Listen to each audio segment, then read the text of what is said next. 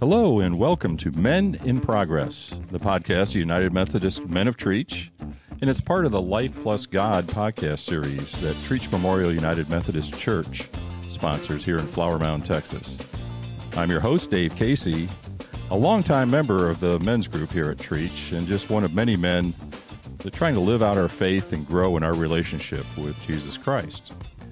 The living part is what we're really going to talk about today. If you've been around Christianity for a minute or two, you know a lot is made of becoming a Christian and winning people for Christ and giving your life to Christ, and rightfully so. That's really what we talk about.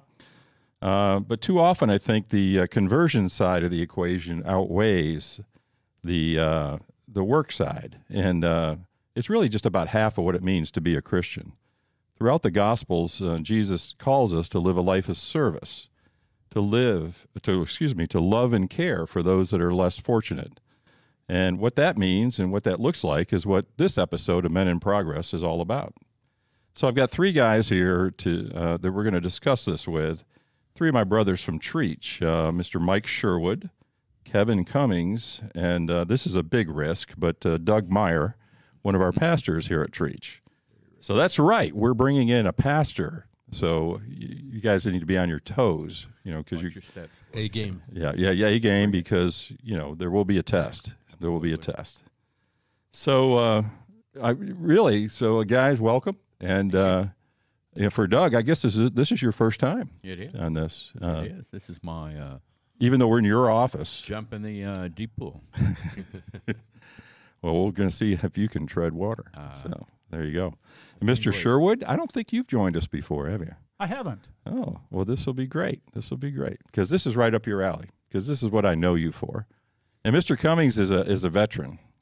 Yes, second time. Yeah, second time. So technically it's a veteran, So I asked you to join us for this, because you guys are intimately involved in some of our church's most profound areas of service. We're going to talk a little bit about what it means to be the hands and feet of Christ. But I'm going to, first of all, explore what the different service areas you're involved with. So, Mike, I want to start with you and talk a little bit about Habitat for Humanity, which I know you've been involved with for quite a while. I think our listeners probably have heard of Habitat and actually volunteered maybe for a time or two. But tell me, how did you get involved? I've been with Habitat since 90, which is about 32 years. We started a chapter in Pasadena, Texas. Habitat is a way to get housing for people who can almost afford a house in the current market. What we do is we build houses with volunteer labor and sell that house at market value to a family.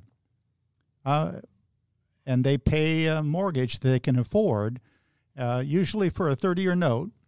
And at the end of 10 years, they can sell that house and acquire the equity, although most don't. See, now right away, I always thought that Habitat houses were given to people, but it's not that way. No, they have to, not only do they have to buy the house, again, at market value, but they have to work 400 hours on another house in order to gain the right to buy that house. Wow. That's a great involvement. That's a great, progression in going through that. So Habitat is Habitat a Christian organization? It's Christian, but we do an interfaith build. This church has done 3, where we meet with Jews and Muslims and believers of lots of kinds of faith traditions. Yeah. And we work together and build houses together, Wow. and that builds relationships. So what do you think, what's the most meaningful thing for you with Habitat? You've done it, obviously, a long, long time. I know things about my life. I know that it's expensive being poor. Where we say, why don't you just go buy a house? Well, you have to have established a credit history and probably your parents were poor, so you didn't acquire equity, which you can use to establish it. So, one, it's expensive to be poor, and secondly, it's easy to be forgotten. Yeah. There's a lot of forgotten people, and so I carry that. I wear that. I think God told us through Christ that our job was to feed the hungry, help those in jail, and just help anybody that's less fortunate. That's right. Yeah, yeah. Well, that's a perfect way to do it. Is it an opportunity for you to share your faith while you're participating in this? Sure. In fact, a lot of houses we've done, not every, we've written messages on the walls before we painted them. Oh. We put crosses, or the Jews put in the Star of David. Sure. I mean, so in the right light, it might shine through the paint, you know? yeah. Or if you buy really cheap paint. No, nothing cheap about this. Well, that's excellent. And I guess the camaraderie of the build is an important part. It's huge. Yeah.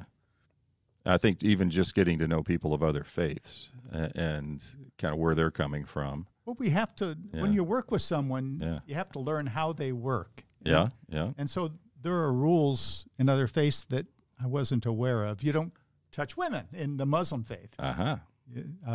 So no hugging there. No hugging. Yeah. And I'm a hugger. Yeah. So I can't be Muslim. We'll get to you later. You've got your own set of problems.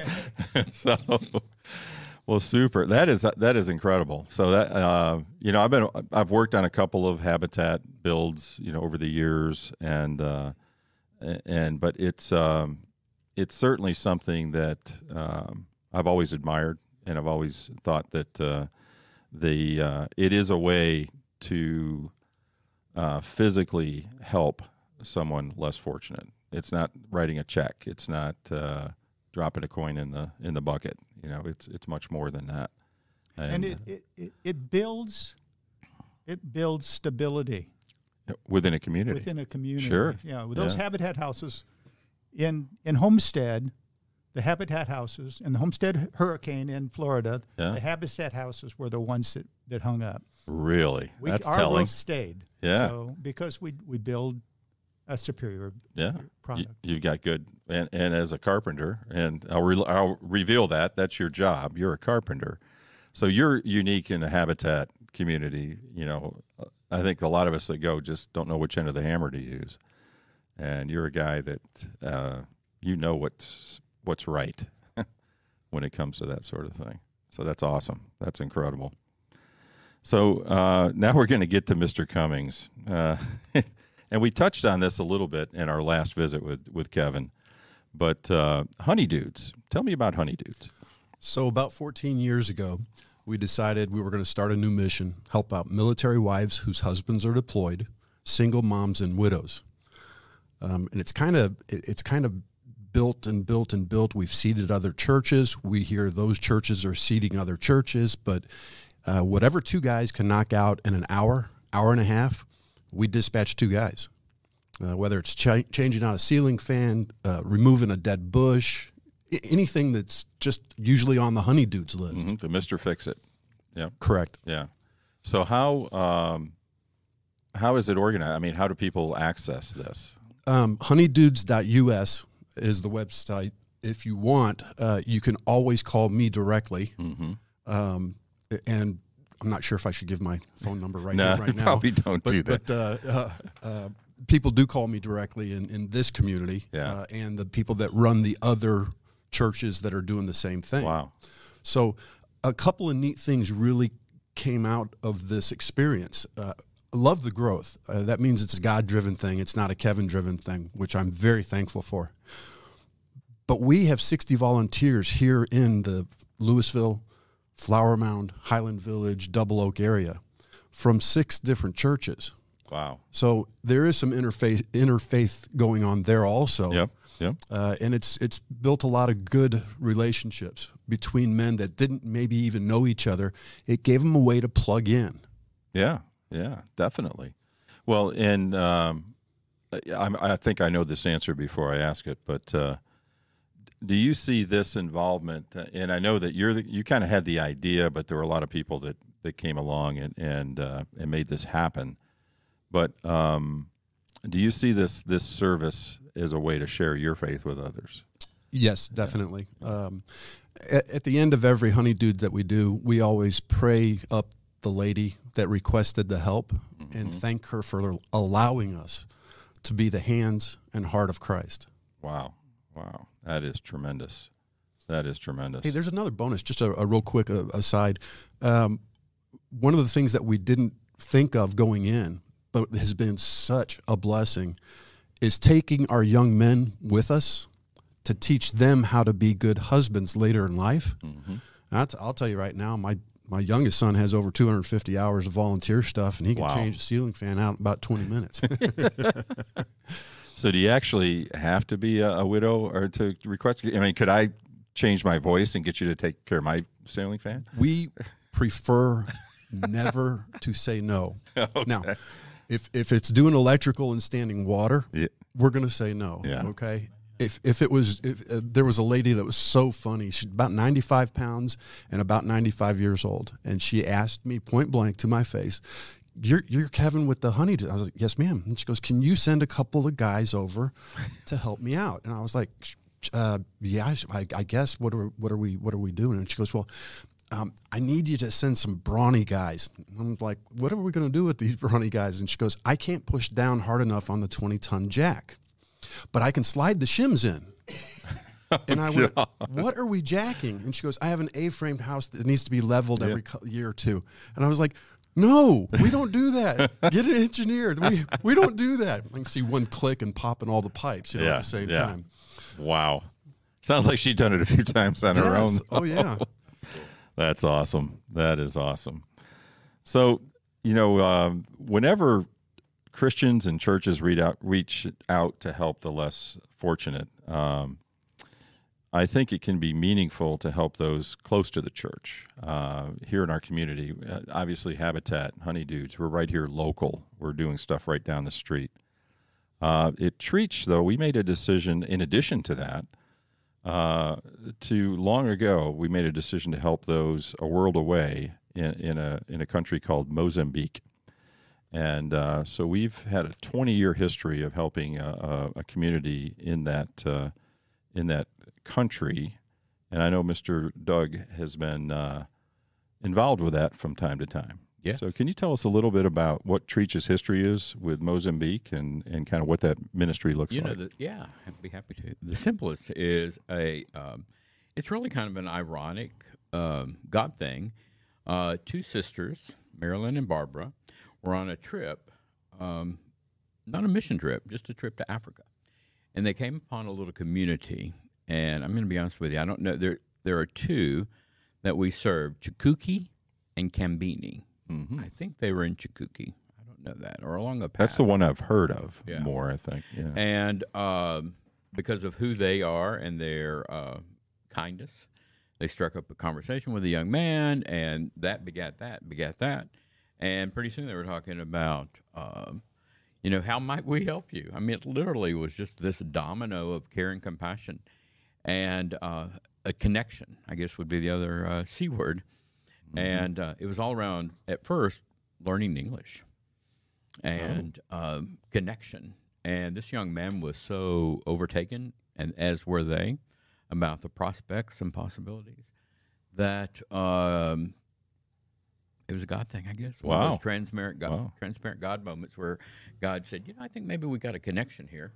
So just two members of the church. Yeah, and they came back. This. Yeah. And I think it was previous pastor Jim Mosier that they got all excited, and he said, hey, maybe we need to go back. And every year, for a while, and then of late with COVID and world circumstances, it hadn't been quite every year. But there's been kind of a different iteration of the focus. I found out today that Charlie Correll, a beloved church member, engineer, man of many trades and much wisdom, helped build the original bridge that was a part of accessing actually the community because it was cut off by a creek that would flood often. And so it's from something as, I don't know, mundane, basic, basic, to medical care that we offer now. Wow. So, and I know through my involvement with Trietsch, just over the years, it seems like each time we go there, we're focused on a little bit different mission or a different need. Mm-hmm. Some I'm sure repeat themselves because it's just kind of what happens. But it's and I know from our standpoint, just as a member of the church, it's a well-known thing. I mean, everybody knows that's one of our big missions. Exactly. That's what we do. And it's, gosh, we don't have enough time tonight, how I kind of fell into my opportunity to go. But it's both, some people see it and utilize it as a giving opportunity. Mm-hmm. It takes a lot of money to do anything over there. Some people use a lot of money to get there. It's not a cheap trip. Yeah. And it's a commitment both of resources and time. But, golly, from those early years, it's grown to a quite respectable building called the Center of Hope. I don't know how many tens of thousands of square feet it is, but it's wow. Yeah, Wow. no, it's a center for much activity. We've helped add on a labor and delivery wing to the hospital. Wow. We have of late, and I'm excited to see how this is going to turn out, helped fund entrepreneurial opportunities to begin a sanitation service, because that's just not a part of the culture there. Mm-hmm. And it's, imagine if you live somewhere where there is nobody every Wednesday to pick up your trash. Yeah. Wow. And New York City. Yeah, it's like that.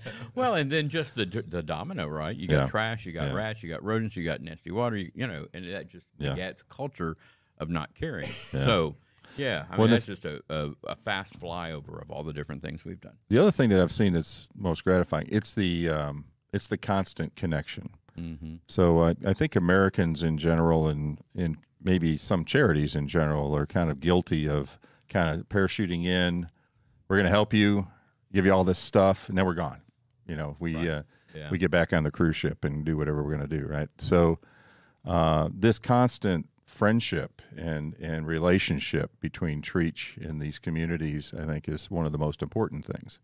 And there's people that we saw as children that have now graduated college, and phenomenally so. Yeah. And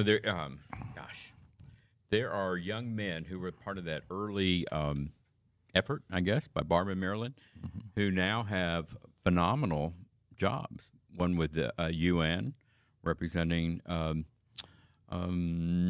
Mozambique, one with a global agency whose name I'm not going to remember, which is about global funding. wow. Education there is highly, highly esteemed. And as a part of that, if I go to college, it is my responsibility to help my next sibling, male or female, go to college. Then that's their opportunity. And so, there are long, long relationships. And when I went, and unfortunately, it's been almost 10 years now. There were almost like little mini reunions. People who had benefited from previous opportunities were really excited to come back and say, Wow. "Hey, look who I am, look where I am." And I think in their eyes, Marilyn and Barbara probably will someday be sainted. Yeah, I was going to say they're going to have statues in the courtyard. Absolutely, yeah. Which I'm sure they would abhor, but I mean They would hate it. Yeah, if they would deserve them. Yeah, sure. definitely so. So, Doug, I have a question on Mozambique and that ministry or that service opportunity in general. Certainly, there's plenty of need here in North Texas and the rest of the U.S., and many would question, why do we send our support to the other side of the globe? How do you address that? Yeah, that's a great question. And I'll be honest with you, I wondered that as well, and I think it's fair. I think our relationship with Mozambique is we have had and we will have for the foreseeable future.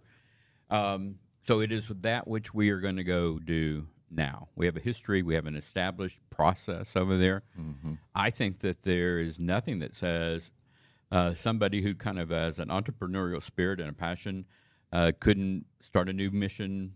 Likewise, there was, I think for a while it was, let's laser focus in on that one thing and funnel resources and time and people in that. And of course, the reality is we already kind of had a kinship because of Marilyn and Barbara's relationships. One of the really important things that's just real practical on the ground, boots on the ground. If you know somebody where you're going and they have kind of plowed the road already, you can be much more effective. And it's a huge help because you've already built up a trust level and you've already got mechanisms and all that. So the results actually kind of drive that. The fact that we can be effective. We have had a history there. We have been effective. Yeah. Is that to say we couldn't equally be as effective in any area within a 5, 15, 50-mile radius? Absolutely. Yeah. And there is nothing holding us or anybody else back that can't be addressed by the Holy Spirit in an entrepreneurial spirit. And let's just be real honest, some funding. Yeah, definitely so. People need to show up, and we show up in a lot of different ways, right?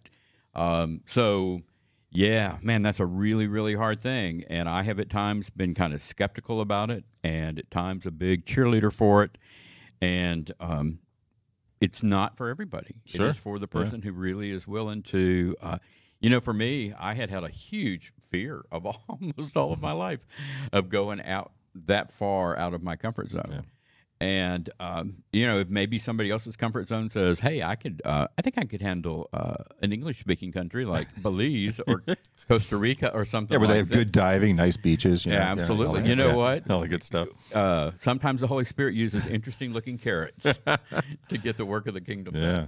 So, Mike and Kevin, what do you guys think about that? I mean, it's not that the Mozambique effort takes away from your efforts at all, but what do you think about us as a church reaching out to other parts of the world and when there's plenty to be done down the street? I really hope you let me tell two real quick things. You asked earlier about do we help out men, basically. Yeah. There was a pastor out to pastor. He was fooling everybody and mowing his front yard, but he had a degenerative ankle disease, and he couldn't stand for more than 20 minutes. He'd have to rest for 20. His backyard was a jungle. Wow. We went over there and knocked it out with about 12 volunteers. Okay, we were there for about an hour and a half. That guy lives 2 streets from me. Wow. Okay. Yeah. There's ample opportunities here. Sure. There really is. But I hope you were in that Bible study with Dave when we were talking about, he goes, I just don't feel like going to Mozambique. It's just, I'm not feeling that calling. Yeah. And Chris Dunham starts laughing, and he goes, well, I can assure you, God doesn't want a reluctant Christian doing a crappy job in another country. Yeah, exactly. And wasn't it? And the irony of Chuck that. Mosley said, I think we need to make up some T-shirts with that on. Yeah.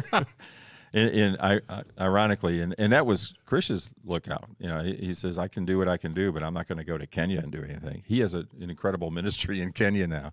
So, I mean, things change. Mike, how about your take on it? Yeah, I've been on missions in Guatemala and Mozambique and Nicaragua, and it's changed me. So to start with, why are we doing this? Are we in sanctification, or are we in comfortization? Yeah. And it has made me a better person. And the second thing is that I guess we all go where we're called. Yeah. And if God calls me to Mozambique, then I'm going to Mozambique. And sometimes I don't even have a choice. So there's hungry people in a block from here. Sure.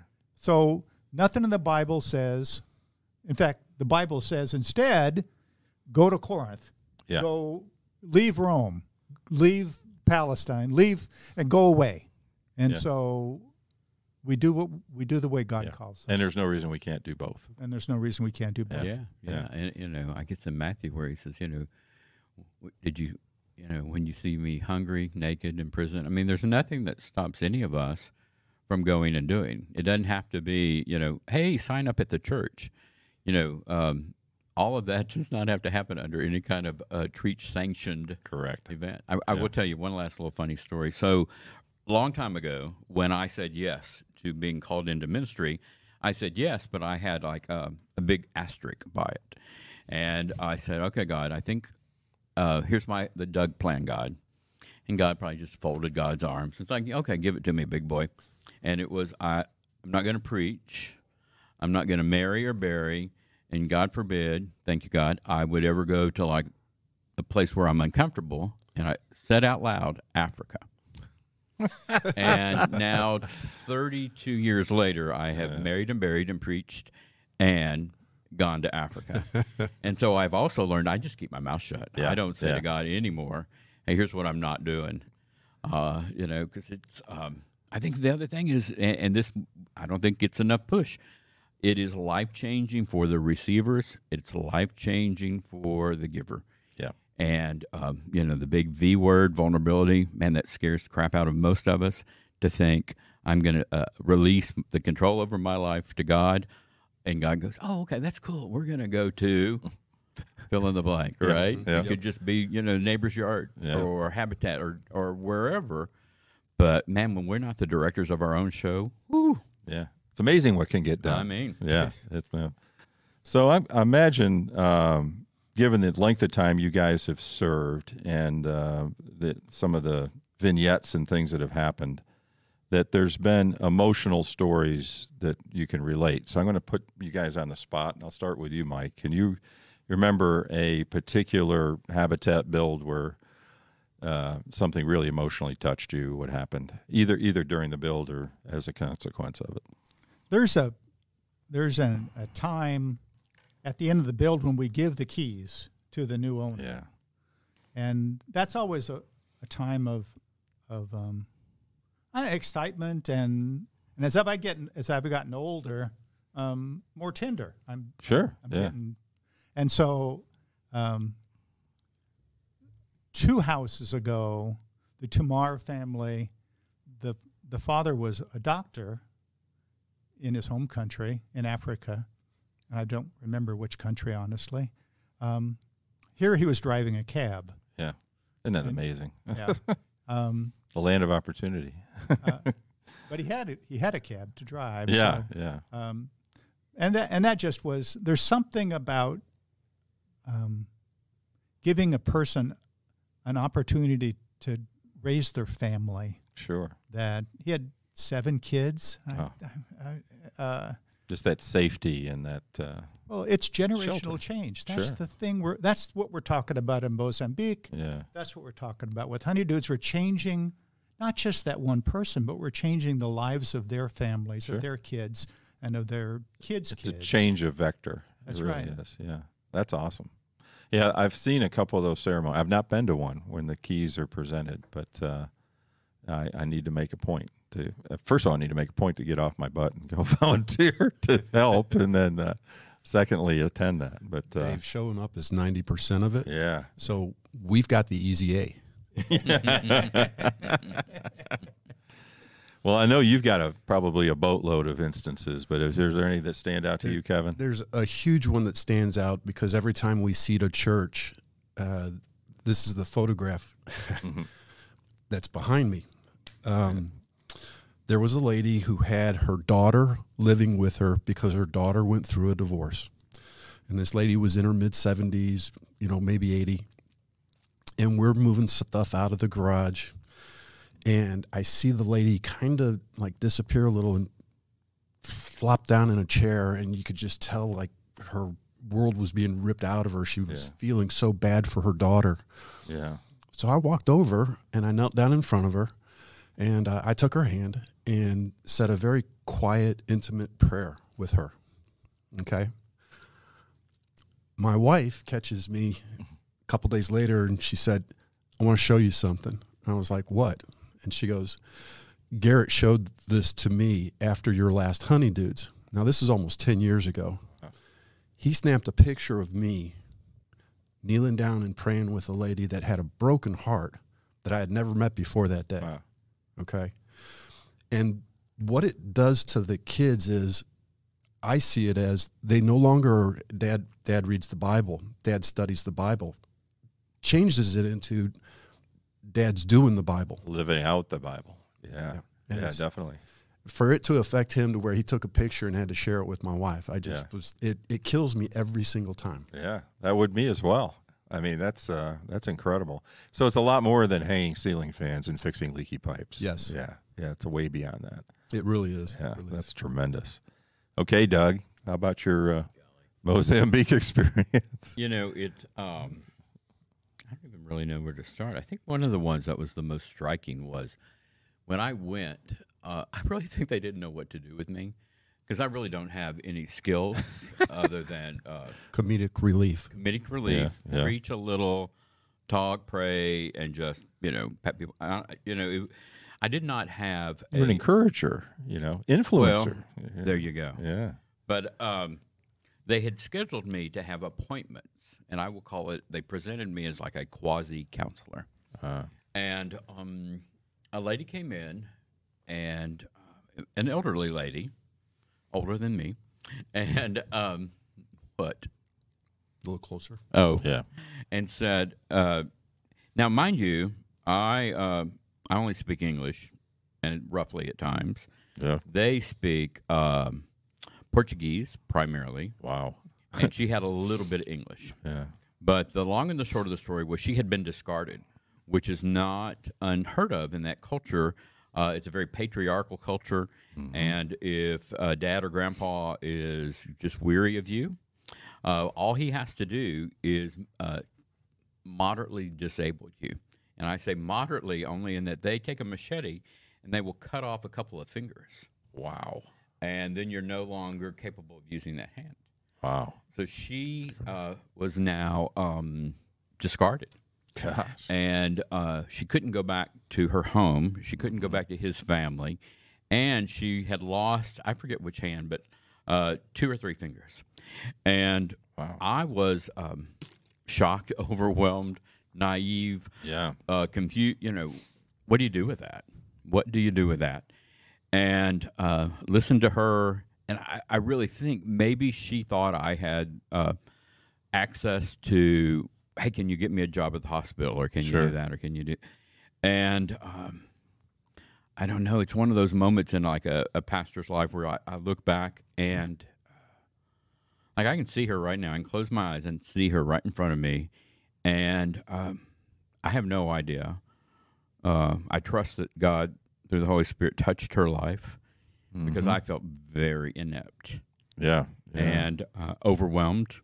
That's not something they cover in seminary. There was never a class on that in seminary. But part of the whole Mozambique experience is going there and just entering into the experience. Yeah, and the culture. I truly think it's more life-changing for us because it took my worldview and just blew it up. And my sense of who I am and what's it mean to be a pastor. To hurting people.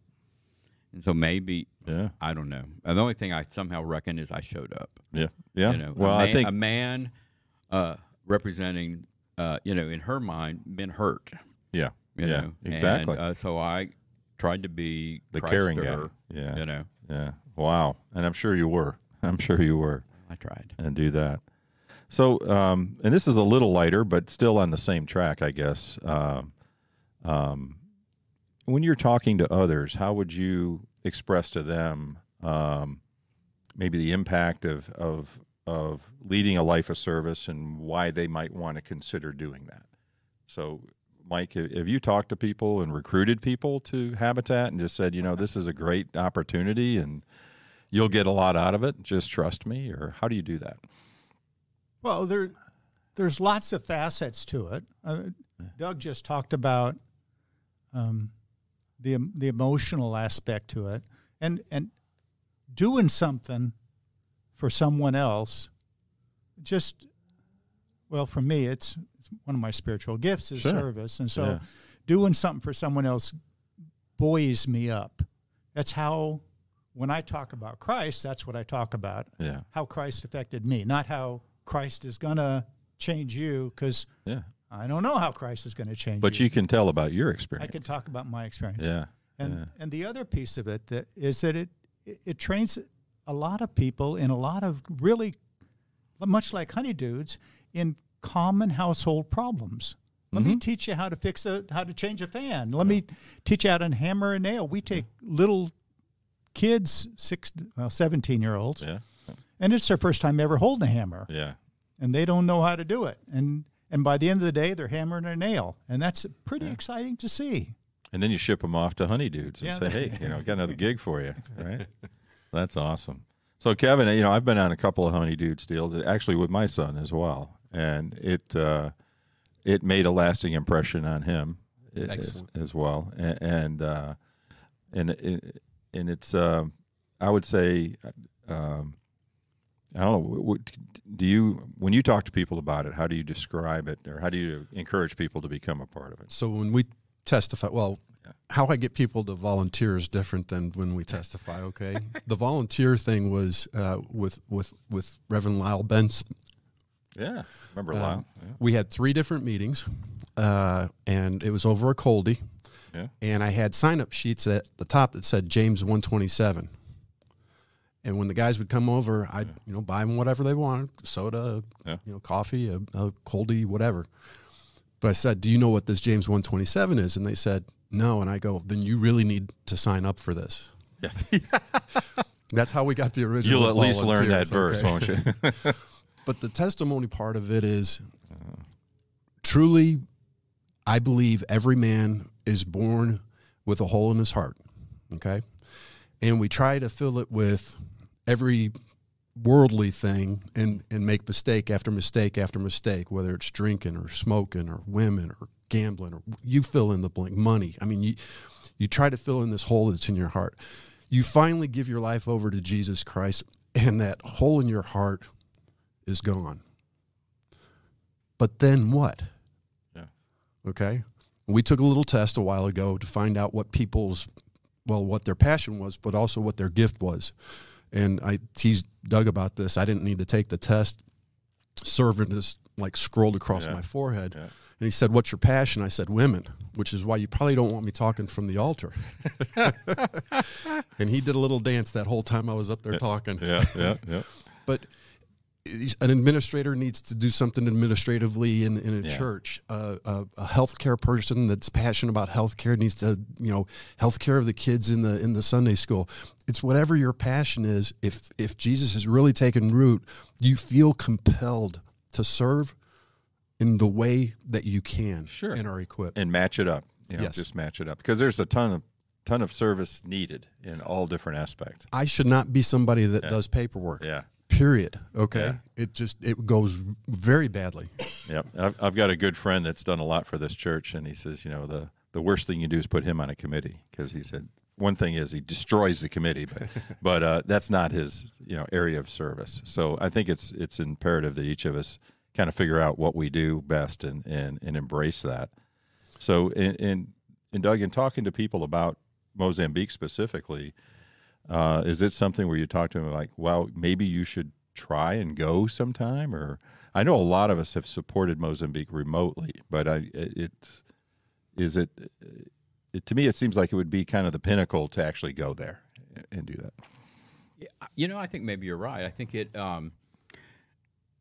it is an experience that a person has to, and we say this a lot of times about different things. Hey, I really think you need to pray about that. But it's a stretching experience. Yeah. In that, it stretches you somewhat financially. It's a pretty substantial time commitment. For most of us, we are going into literally a foreign land. We don't speak the language. Right. We have no clue about the food. And what are we going to do and give and contribute? So it is amazingly holy how God takes that and uses it for good over there. Yeah. And I think it's both good for the receiver and good for the giver. And, we are, as Westerners, we like to manage, direct, control things. And again, that's another part of going over there and releasing control, because everything that we think makes for a good experience is not valued. Yeah, I mean, there are good outcomes, but don't worry about being on time. Don't worry about finishing a project. Don't worry about a budget. Don't worry about who's going to show up that day.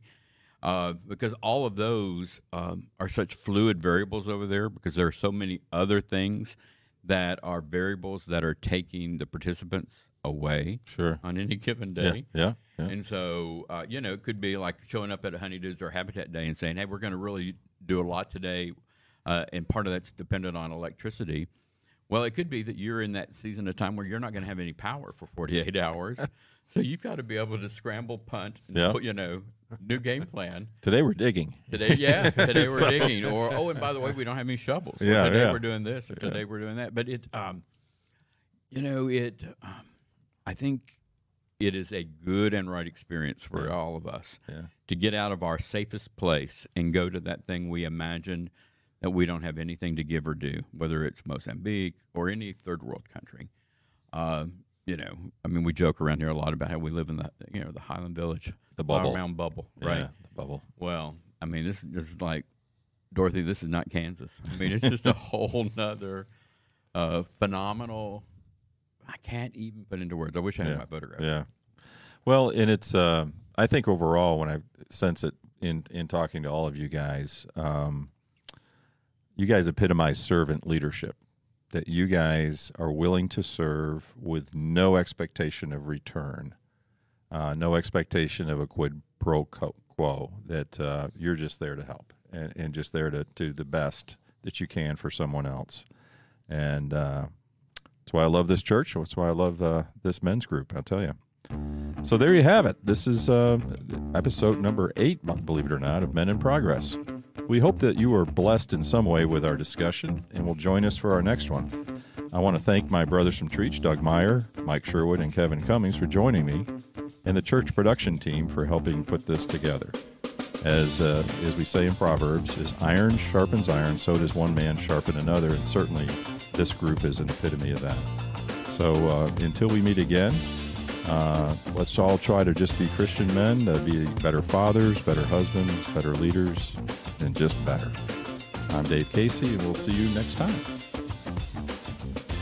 This episode of the Men in Progress podcast is sponsored by Trietsch Memorial United Methodist Church, where our mission is to lead people into a growing relationship with Jesus Christ. If you're in or near Flower Mound, Texas on any Sunday morning, we would love to welcome you to any of the Trietsch services. Or you can follow our services anytime on our Facebook page or at tmumc.org.